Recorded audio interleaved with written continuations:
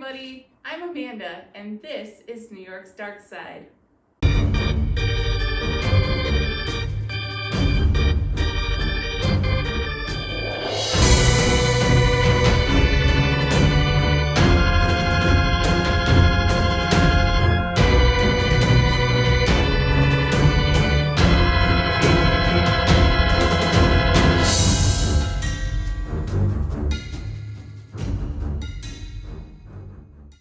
I'm so excited that you're here. Thank you so much for tuning in. Like I said, I'm Amanda, and this is New York's Dark Side. It's a podcast that goes over dark history, paranormal activity, urban legends, and all sorts of different content from all around New York State. And today I'm bringing you the story of Willowbrook State School and the urban legend of Cropsey. So to start, I want to talk a little bit about Staten Island, which is this yellow island here, because I feel like a lot of this I didn't know until I started looking into it, and I found it super interesting, and I think it's really relevant to the story that I'm going to tell you today. So even though I have lived in New York State all of my life, I've only been down to New York City once, and so I actually really didn't know that much about New York City until I started researching for this episode. New York City is split into 5 boroughs. Staten Island is the least populated of the 5, and it's 13.9 miles long and 7.3 miles wide. As you can see, it's kind of shaped like a triangle there, and it's the 3rd largest of the 5 boroughs. There are 3 bridges that connect Staten Island to New Jersey, and only one, the Verrazano Narrows Bridge, that didn't open until 1964, that connects Staten Island to New York City, or New York State. And Staten Island is kind of referred to as a dumping ground. According to the Staten Island historian website, it's kind of considered the stepchild of the other boroughs. And this is discussed a bit in the documentary Cropsey that we're going to talk about later in the episode. And I can kind of see why that is. You know, we didn't even have a way to connect Staten Island to New York State until about 60 years ago, but they've been connected to New Jersey, like kind of the redheaded stepchild. So anyway, that's Staten Island. So Staten Island was home to the Fresh Kills garbage dump also, which opened in 1948, and it operated through 2001. And this is where all the garbage from New York City would go. And while in full operation, Staten Island was getting about 19,000 tons of garbage a day, and things got really bad. Like it stunk, it was attracting pests, it was disgusting, and like I said, it got really bad, and they finally decided that they needed to back off. And for this alone, I can see why Staten Islanders kind of felt like they were the dumping ground. New York City was dumping their garbage there for years. Again, they didn't have a bridge that even connected them to New York State until like 20 years later after this landfill opened. So it's been actually in the process now of turning into a 2,200 acre park for the last 2 decades. The last barge of residential garbage actually was received on Staten Island in March of 2001. And after the attack on the World Trade Center in September 11th of 2001, there was a temporary stay on the closure of Fresh Kills to allow for material from the site of the World Trade Center to go to the West Mounds site of Fresh Kills. And they did very carefully screen the materials going there for any remains and different effects, which were removed from the debris and taken to New York City's medical examiner's office for identification and safekeeping. And there's a 48 acre site adjacent to West Mound where the materials from the World Trade Center now rest. And I'm gonna pause and just mention that this isn't exactly relevant to the Willowbrook story, but I thought it was important to include just because I found it to be interesting, and it wasn't something that I knew until I started looking into this case. So I just thought it was an interesting piece of history to include. So anyway, Staten Island also became home to Willowbrook State School, which was kind of a dumping ground, so to speak, for the children of New York families that had mental and physical disabilities. Near Willowbrook was also a place called the Farm Colony, which was built as a housing community for socially outcast and impoverished people. It was also meant to be a way for those poor people to kind of be self-sustaining and to be able to grow their own food. And Staten Island also in this area had Seaview Hospital, which is now abandoned, just like sections of Willowbrook and the Farm Colony are. But Seaview Hospital was the largest tuberculosis treatment center in the nation. And there's more that I can go into that kind of helps fester the feeling of Staten Island being a dumping ground. And I could probably make a whole episode just on that.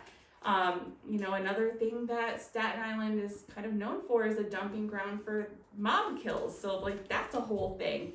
But I will stop going down my little rabbit hole here before I completely lose everybody. And like I said, we're going to talk about Willowbrook today.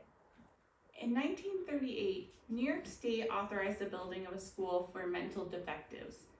A 375-acre site in the Willowbrook district of Staten Island was selected, and the school was built.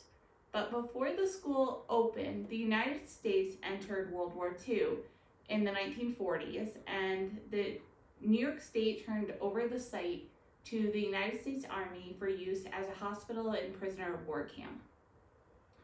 After construction was completed in 1942, Halloran General Hospital opened, and it soon became the largest Army hospital in the United States. It was known for its orthopedic and reconstructive surgery and a humanistic standard of care. They were doing the damn thing. They had a great reputation, and they were delivering quality care to their patients. And Halloran had a great reputation. I think I just said that twice. That's okay. We'll keep that in there. At its peak, it treated over 2,500 soldiers daily. And at the war's end, Halloran became a veterans hospital. In 1951, Halloran closed, and the Army returned the hospital property to New York State for its intended purpose as Willowbrook State School. Though it was kind of up in the air for a brief period, whether they were actually going to open the school or not. New York State Governor Thomas Dewey ultimately decided that Willowbrook should be used for the care of the thousands of children in the state with mental and physical disabilities, or in his words, quote, the mentally and physically defective and feeble-minded, who can never become members of society, end quote, who need to be cared for with, quote, a high degree of tenderness and affection, end quote. Spoiler alert, that is not at all the story of what happened to the residents of Willowbrook. Maybe that was its intention from the inception of this whole project, but the reality was to be a far, far cry from this. The fact that there was a sentiment that the residents of Willowbrook, the children of Willowbrook, could never be a part of society really sticks to me. And I know that this was a sign of the times, this was the 1950s, there was a very different, thought processes back then.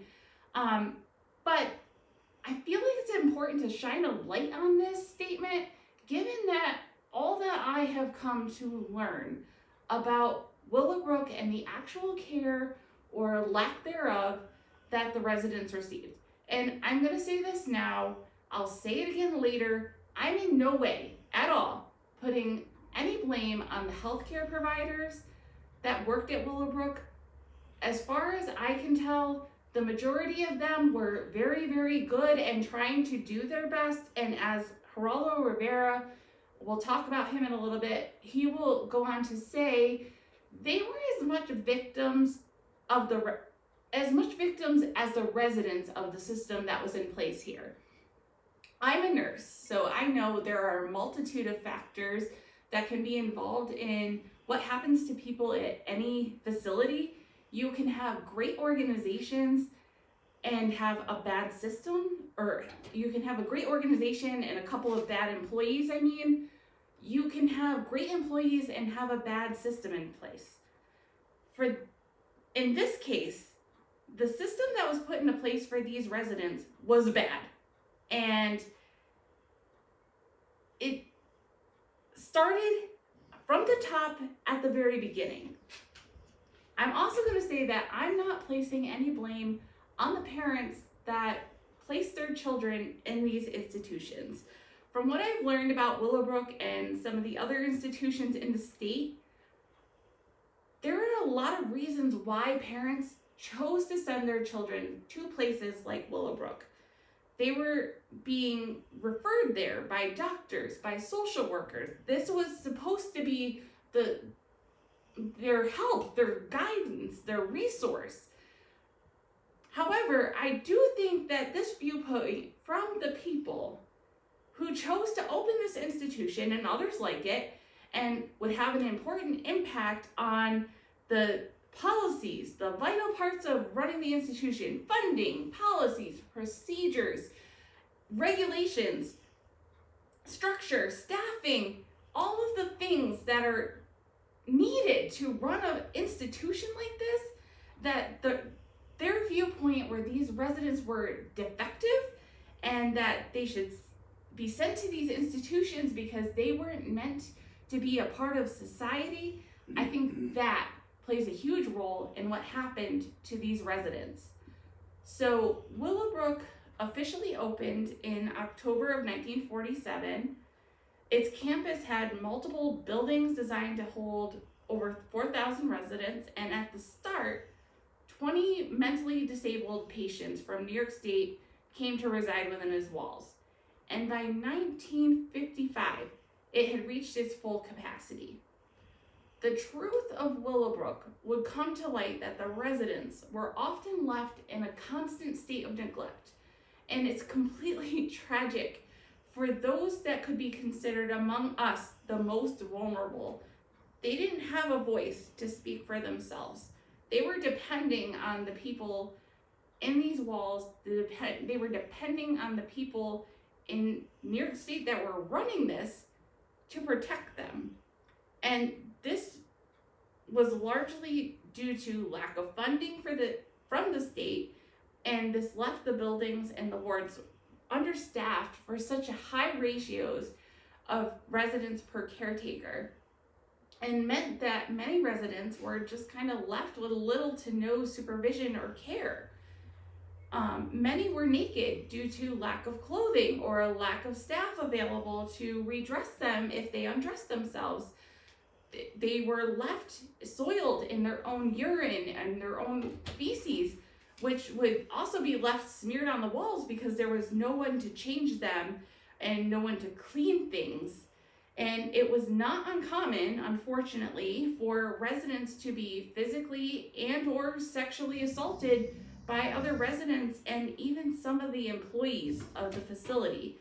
And this would go on for far longer than it should before the public became aware of what was going on behind the walls of Willowbrook.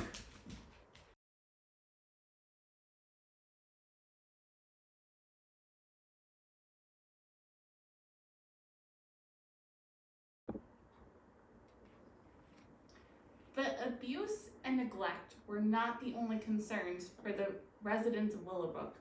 There were also questionable medical practices due to confirmed human experimentation. Dr. Saul Krugman, a pediatrician and professor at New York University, and Dr. Robert W. McCollum, a virologist and epidemiologist at Yale School of Medicine, performed studies at Willowbrook on the residents from 1956 to 1971. Hepatitis was a huge issue for the school, and the school had reached out for assistance in dealing with this issue. The principal investigator for the hepatitis experiments was Dr. Saul Krugman, with the goal of distinguishing between different strains of hepatitis and starting to work on a vaccination. The doctors intentionally, I'm going to say this again, intentionally gave hepatitis to residents by putting the fecal matter from infected children into the food and drink served to uninfected children. They were putting feces in the mashed potatoes and pudding and chocolate milk of kids and feeding it to them. This just really, really bothers me that this was allowed to happen. And I know the argument for this method was that creating a vaccine outweighed the harm to the children and that the children would get hepatitis anyway from the environment, because it wasn't clean. So instead of fixing that problem, we took advantage of it and gave more children hepatitis on purpose. So they selected a ward at Willowbrook, and parents of the children in this ward did sign informed consent for the experimentation. However, critics of the study felt that the parents were not sufficiently informed that the children would be intentionally infected with hepatitis again by feeding them the feces of other children, and that sometimes the only available space was in the hepatitis ward, and parents were, really struggling to take care of these children at home, and they were being referred there by doctors and social workers and other respected people in the healthcare community, and there was a feeling that they were unduly influenced to consent to this because there were long waits for other wards and there were crowding issues in other wards of the school. So parents who didn't have the resources to care for their children at home would agree to have these experiments conducted on them.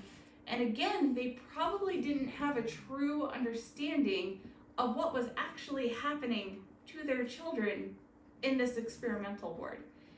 And I did read an article about a mother that was interviewed, and her child was placed in this experimental ward. I'm going to leave her name out of this podcast. In her interview, she said she agreed to the experimentation to get what she thought would be helpful for her daughter, who she was really struggling to care for at home. She didn't have the resources she needed. And she would question the people at the ward on why they were doing these experiments on children rather than on primates. And the response she got it was because it was cheaper to do this on children than it was on primates. Human experimentation was just less expensive. And I know this is just her statement, but again, I think it's important to share because there were such different times then as compared to now, and there were not the same types of laws and guidelines and regulations around human experimentation as there are now. And part of that is because of this very case. The experiments were published in the medical community pretty regularly, and they were often criticized for their unethical nature, but the doctors did find that a form of hepatitis could be blocked using gamma globulin, which then turned some of the critics that they had into supporters of the doctors. New York State Senator Seymour R. Taylor, he had spoken out about the ethical issues of the experiments multiple times in the 1960s, but he would later say in 1971 that he felt the research had been properly performed. In 1965, Senator Robert Kennedy would shine the light publicly on Willowbrook and other state institutions after he made unannounced tours of multiple facilities and began to speak about the systematic breakdown in mental hygiene care. And he was inspired to do this by the lobotomy of his sister Rosemary, which had been done in the 1940s. And I'm going to play a little quote from Robert Kennedy here about his trip to Willowbrook and his feelings about it. It might not work. The state institutions for the mentally retarded, and I think particularly at Willowbrook that we have a situation that borders on a snake pit, and that the children live in filth.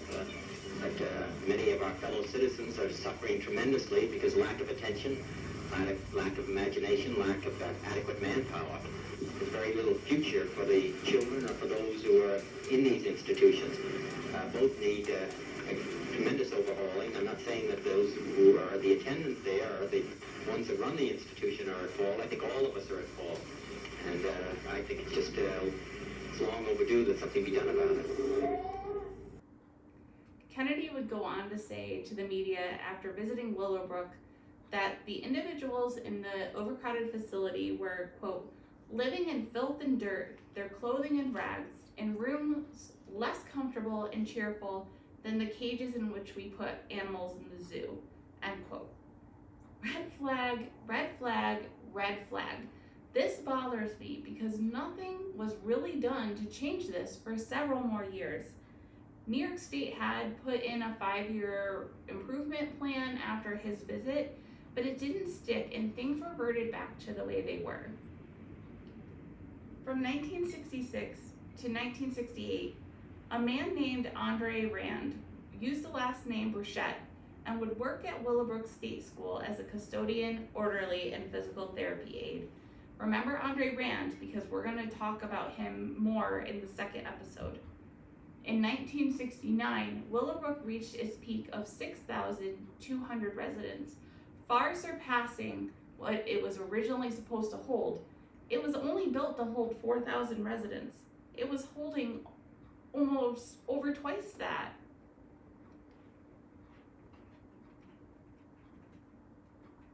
Seven years after Robert Kennedy spoke publicly about the need to do better within these institutions, the public would be shocked and outraged when an expose came forward, bringing them inside the walls of Willowbrook and another mental health institution called Letchworth Village. Dr. Michael Wilkins, a physician who worked at Willowbrook, had been advocating to parents who had residents within his ward, and he was asking them to help demand better care and conditions for the residents within.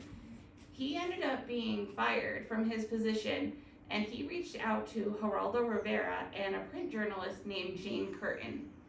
In February of 1972, Rivera, with help from Jane Kurtin, would release an expose on Willowbrook, and it was titled Willowbrook, the Last Great Disgrace. The expose is on YouTube if you're interested in watching it, and I highly recommend checking out the full video. I've linked it in my blog post, and I'm going to highlight some of it in this episode. So Rivera paid a visit to Willowbrook, entering the building number 6 on campus without authorization or notification of the institution that he was coming, and he came with a videographer. They were presented with horrifying scenes of residents. They were wandering around, they were naked and unattended, and some of them were just lying or sitting around in their own urine and feces. And he described the smell of the wards, stating that they, quote, smelled of filth, they smelled of disease, and they smelled of death. Dr. Wilkins was interviewed for the expose, and he spoke about the incidences of hepatitis, the residents having parasites, and getting pneumonia. And notably, for me anyway, they didn't mention the hepatitis experiments in the expose. I don't know. I know these were published in like medical journals, but I don't know that they ever made it to like public newsprint. or like mainstream news media. 2 days after Rivera's unannounced visit, Rivera was invited back for an authorized visit. And he found this time when he went in, the children were dressed and they were well attended.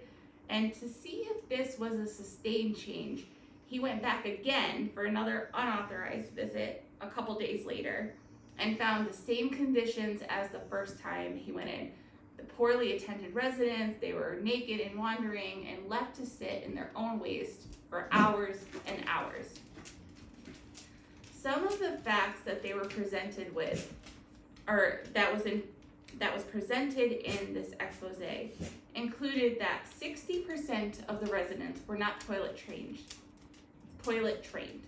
and 54% of the residents were unable to feed themselves. Due to the lack of staff, they were often hurried to feed the residents, and they were taking about 2 to 3 minutes per resident to feed them, which would cause the residents to aspirate and led to the increased rates of pneumonia that they were seeing. All the residents were treated in the same manner, regardless of their differing mental or physical abilities. Patients were often misdiagnosed with what was truly wrong with them. Dr. Wilkins stated that New York State provided the bare minimum of education, and really it was not much education at all. Residents were often left to do nothing for hours and hours, just staring at walls. They didn't know what the children were capable of because they didn't attempt to train or educate them. And although Willowbrook was named a school and was funded through the state, there was not any sort of education structure within the organization.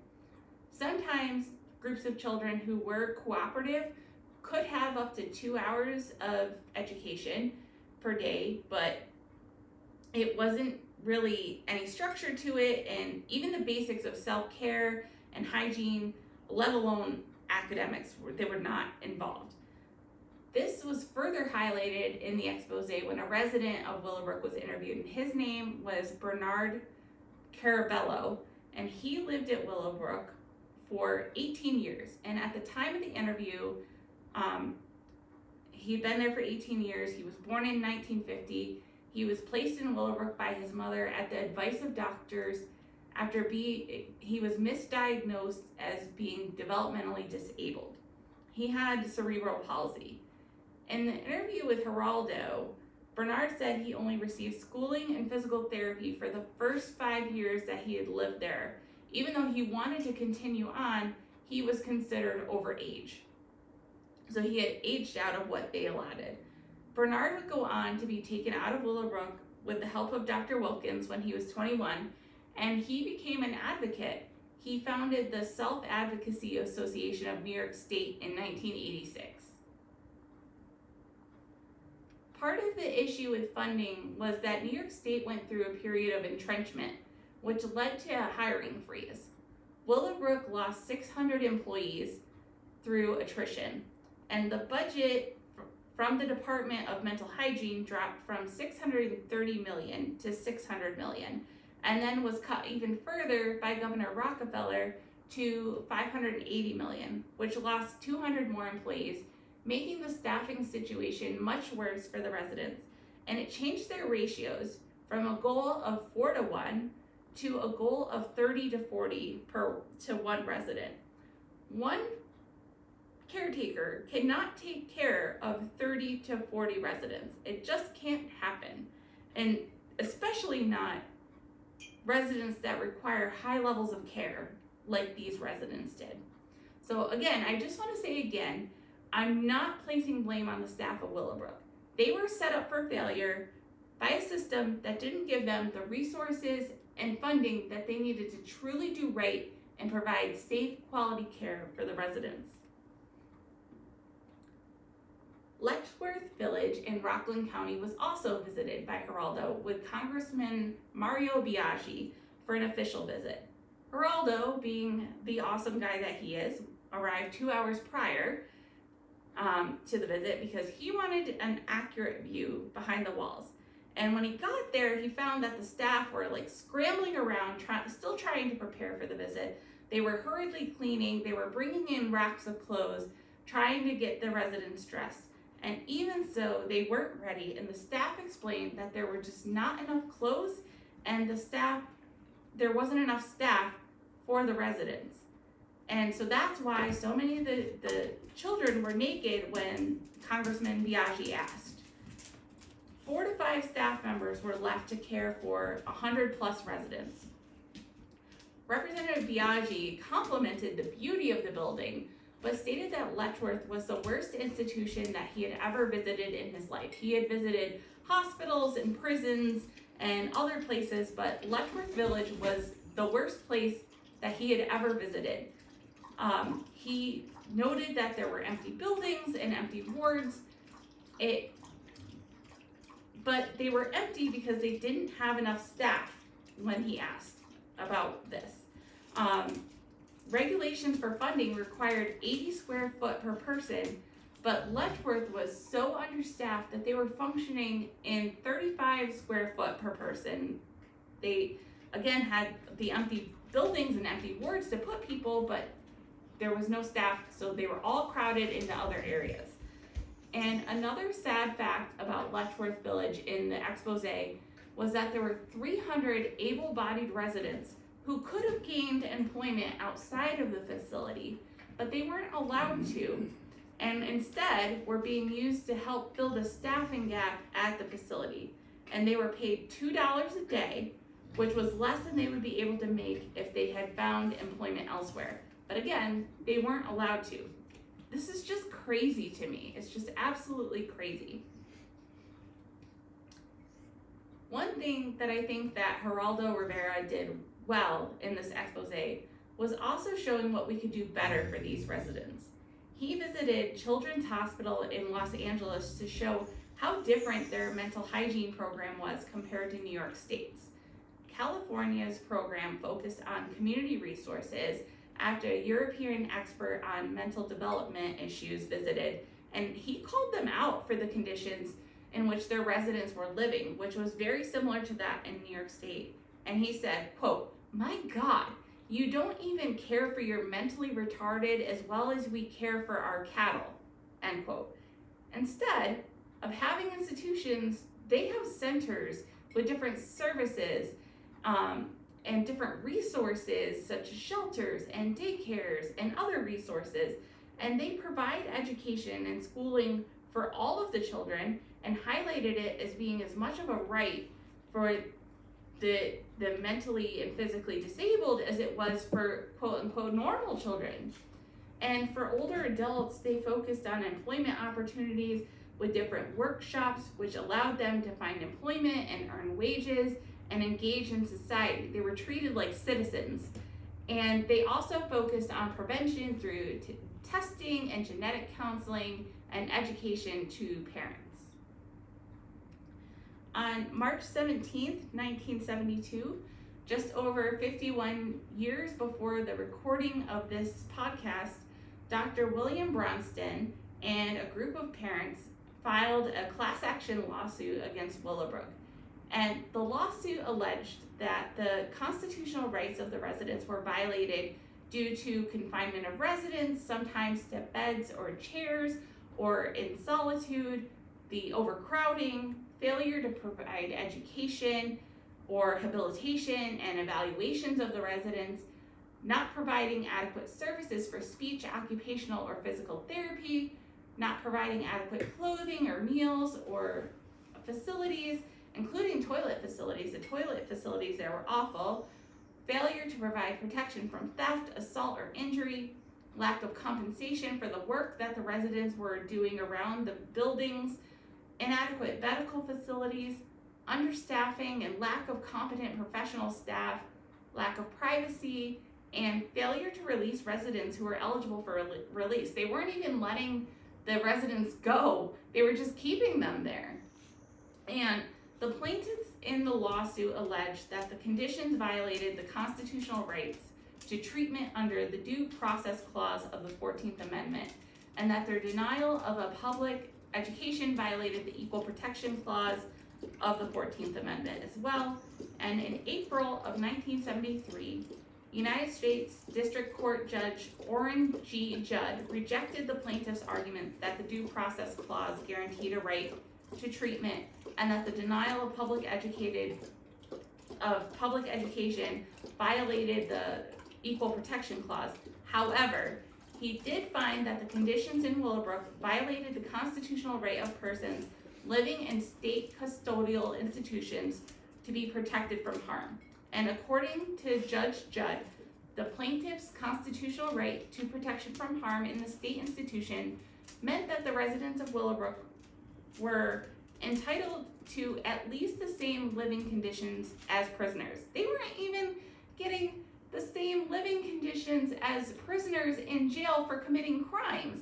And these were just poor residents that likely started there as children and were just left there. This is awful. So Judge Judd granted much of the requested injunctive relief. He included prohibiting the use of seclusion and restraints, increasing medical and therapeutic and recreational staffing, requiring regular maintenance of the buildings, and requiring progress reports on the residents to their families. And with this injunctive order in place, the case proceeded to trial on October 1st, 1974, with the parties continuing negotiations for months afterwards.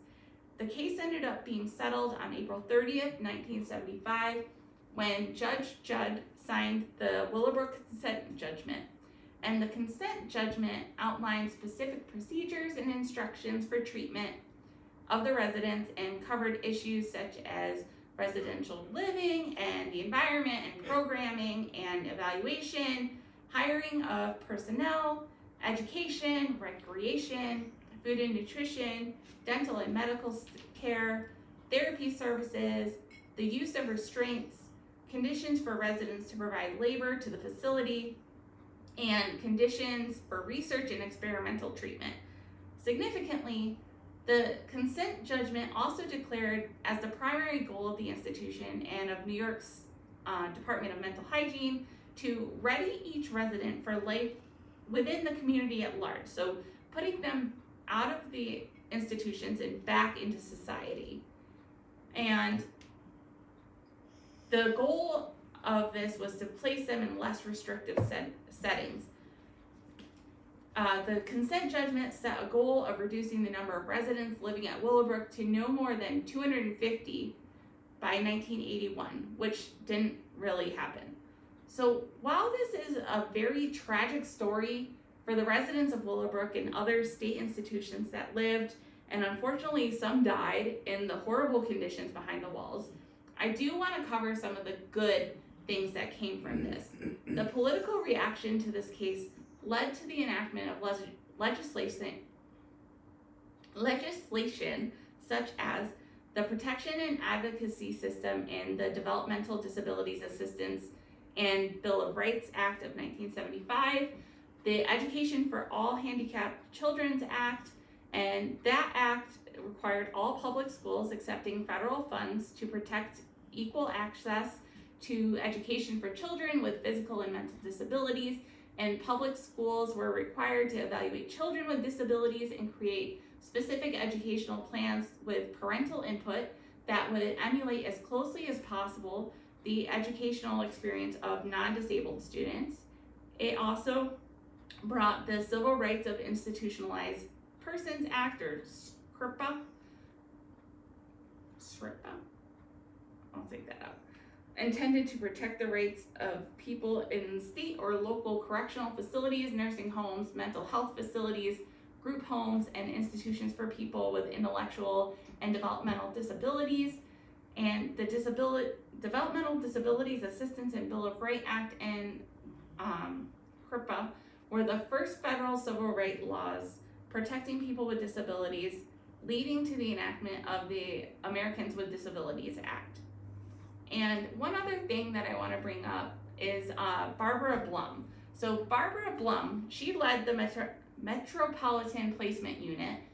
The agency was charged with finding residents for the mentally disabled when they were leaving Willowbrook. And she was reportedly reviled in places where she was finding placements, and she would be assaulted in those communities. Like, people were pelting her with eggs, and one time they ended up breaking her nose. And this makes me so angry, as the residents of those neighborhoods didn't want to see residents from Willowbrook being placed in their area. Like, do better, people. Like, you can't always pick your neighbors. You should at least be kind and welcoming, and these residents aren't going to hurt you. The poor woman is just trying to do her job and find a safe place to place these residents that is not the horrible place they were living. And in 1983, New York State announced plans to close Willowbrook, which had been renamed the Staten Island Developmental Center, and the last residents would end up leaving the grounds on September 17th, 1987. And today, the campus of Willowbrook still belongs to the state of New York, and some parts of the campus remain abandoned. Others have become home to some of those abandoned places have become home to some of Staten Island's homeless. Other parts of it have become part of the campus for the College of Staten Island. And this is where the next part of this tale is going to begin. So this is what sparked my interest in researching Willowbrook and why I wanted to give that background on the site before covering Andre Rand. I was talking with my husband about my idea of wanting to cover dark history as a portion of this podcast, and he suggested a documentary called Cropsey. And as soon as I saw it, I knew that this is what I wanted to do for the first episodes of this podcast. The documentary Cropsey was released in 2009 by two Staten Island residents, Joshua Zeman and Barbara Brancaccio. They grew up with the urban legend of Cropsey, who was an escaped mental patient, and he would come out at night, and he lived in the tunnels beneath Willowbrook. He would come out at night, and he would snatch little children and take them back to the grounds of Willowbrook. And sometimes he had a hook for a hand, other times he carried a bloody axe, and the film covers the true crime story behind Andre Rand, a man who I mentioned earlier. He worked for a time at Willowbrook, and he drifted around Staten Island. And in 1987, a 12-year-old girl with Down syndrome went missing. And at the time, Andre Rand lived on the grounds of Willowbrook, and he had a camp not far from where her body would ultimately be found a few weeks after she went missing. And we'll be covering the story of Andre Rand in the second episode of this podcast. Don't fret, it's going to be released soon. It is available in an audio-only format on multiple platforms where this podcast is, including Spotify, Apple Podcasts, Google Podcasts, Overcast, Castbox, Radio Public, iHeartRadio, and Amazon Music. If you enjoyed this podcast, please don't forget to hit the little bell and subscribe. You can also follow it on your podcast platform of choice. Thank you for listening. I hope you come back for more. I have listed my website in the description of this episode where you can find more information. You can also connect with me on Facebook through the New York Darkside Facebook page, Twitter and Instagram at nydarksidepod, and you can send me an email at nydarksidepodcast@gmail.com. Thank you so much for tuning in, and I hope you stay curious.